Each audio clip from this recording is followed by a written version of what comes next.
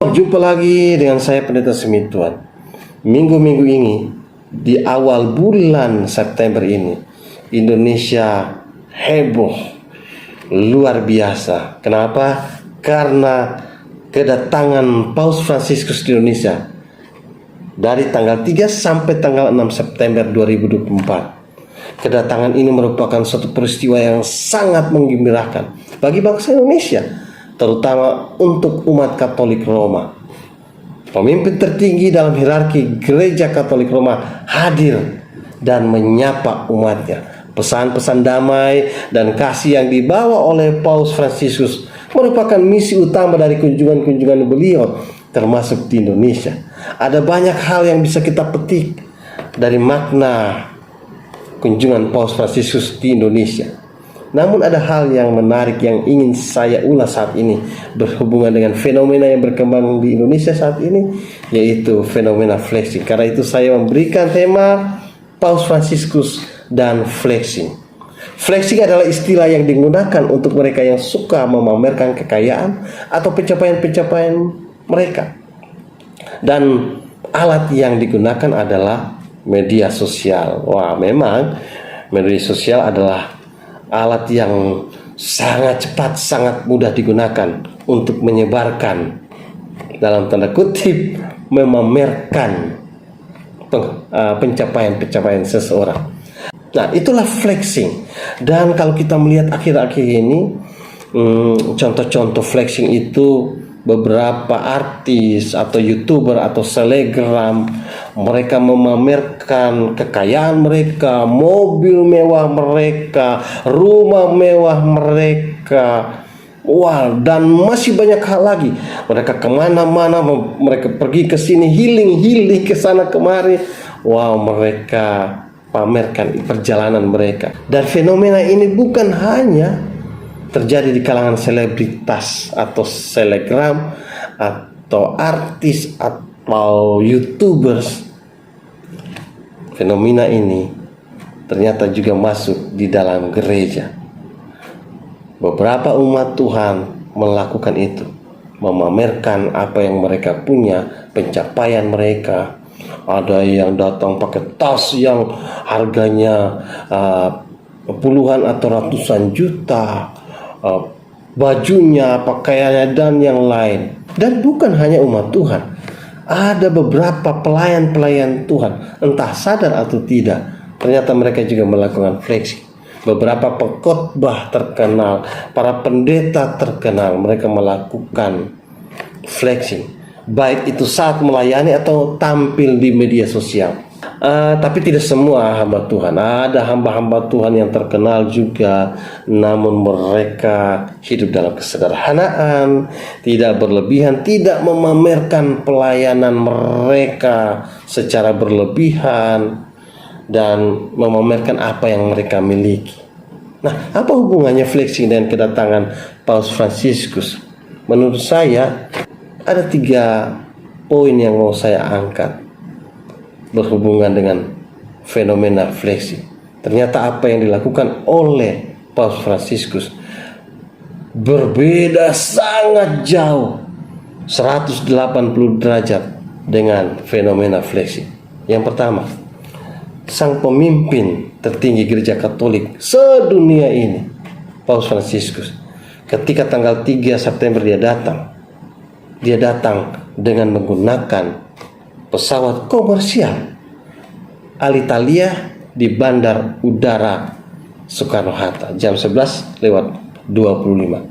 Dia datang tidak menggunakan pesawat atau jet pribadi.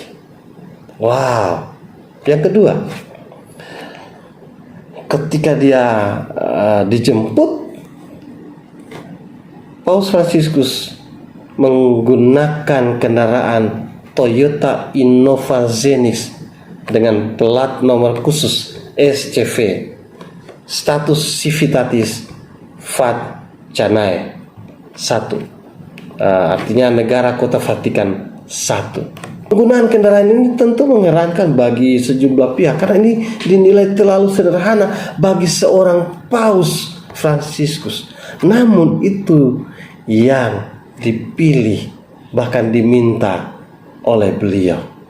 Beliau enggan menggunakan mobil mewah untuk aktivitas hariannya. Uskup Agung Jakarta Ignatius Kardinal Suharjo menjelaskan bahwa beliau memilih mobil yang banyak digunakan oleh masyarakat di sini, di Jakarta, itu Toyota Innova.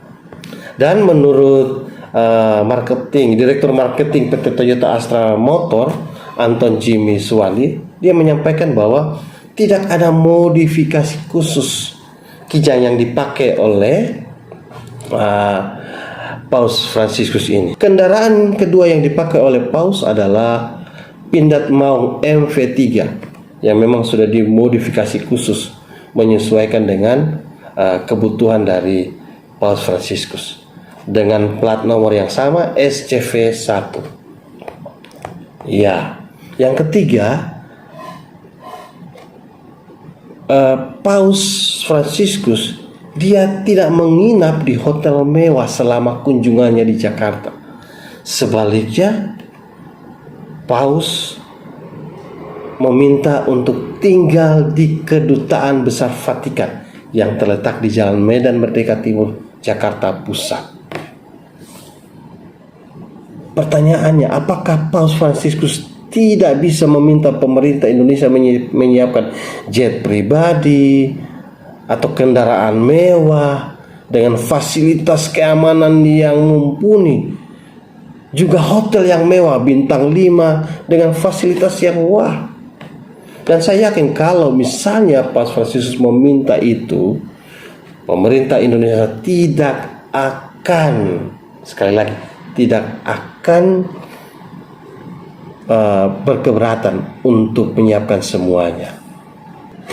Atau tidak bisakah Paus meminta umatnya yang ada di Jakarta untuk menyiapkan itu semua?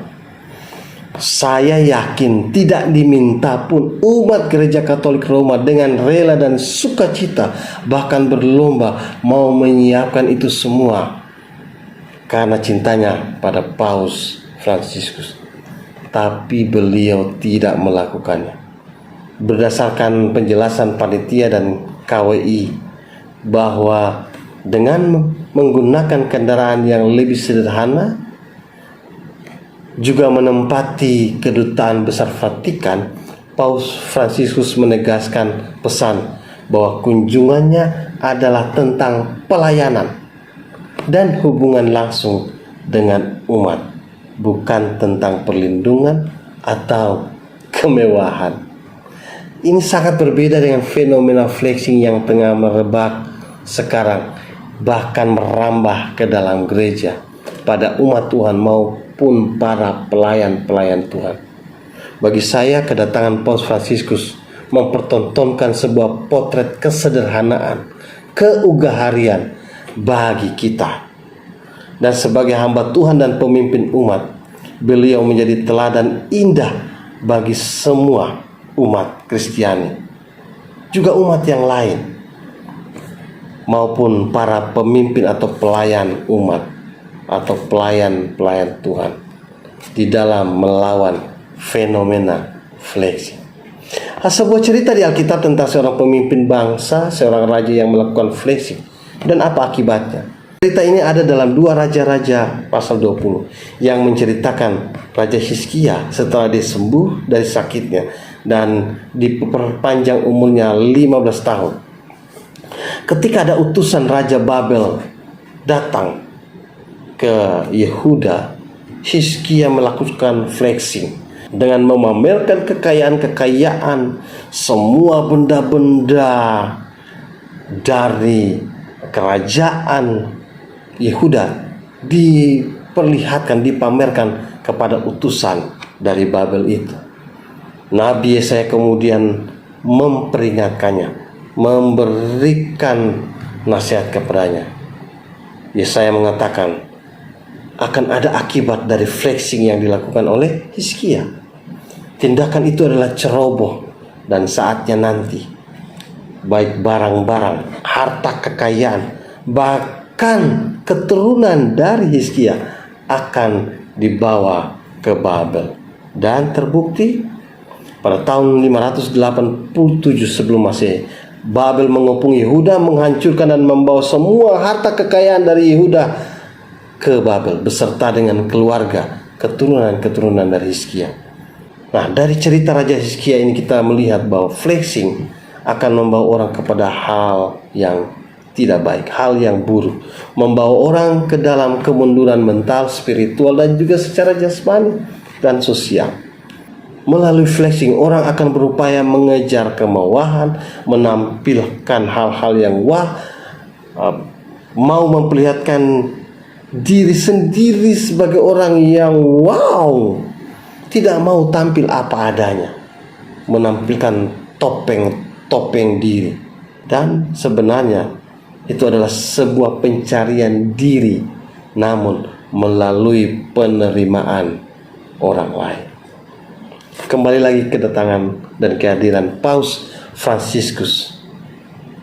Menurut saya, ini menjadi inspirasi bagi kita bahwa kemampuan, kekuatan, kekuasaan, status yang kita punya tidaklah membuat kita menjadi orang yang flexing, melainkan menjadi orang yang membawa damai dan kasih di dalam kesederhanaan, dalam semangat keugaharian.